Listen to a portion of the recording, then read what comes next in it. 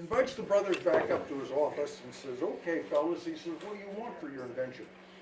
They said, well, we'd like $2 million and a little placard on the instrument panel that says the Goldberg Brothers air conditioner. Well, if you know anything about Henry Ford was somewhat anti-Semitic. And it wasn't about to put the name Goldberg on a lot of Fords.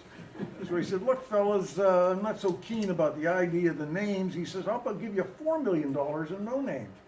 And they said, well, that's a very generous offer, but we put a lot of time and effort in this and we want a lot of recognition. And after a bit of discussion, they finally came up with a solution. They would get $3 million and only their first names would appear. And that's why on the early air conditioners you saw the words low, norm, high, and max. Ba-dum-bum. Today we're going to talk a little bit about where car names came from. I mean, unless you were born under a rock or you failed 10th grade American history, you know the Ford automobile was named after Henry Ford. And as I go through this discussion, we're going to talk about a number of the more popular cars.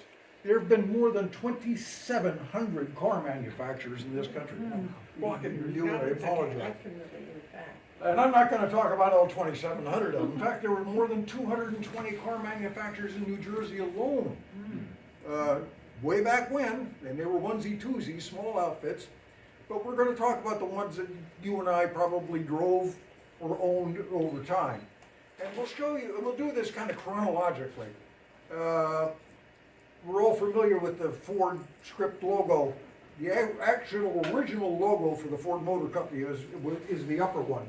And as we go through the various cars, you'll see the original logos on the car.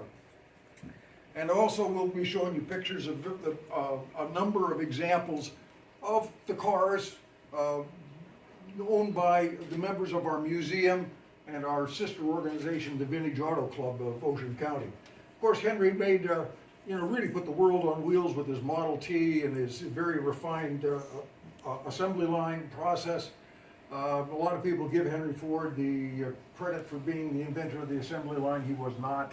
Actually, Ransom Olds had an assembly line before Henry did. And he really got his idea from a meatpacking plant with a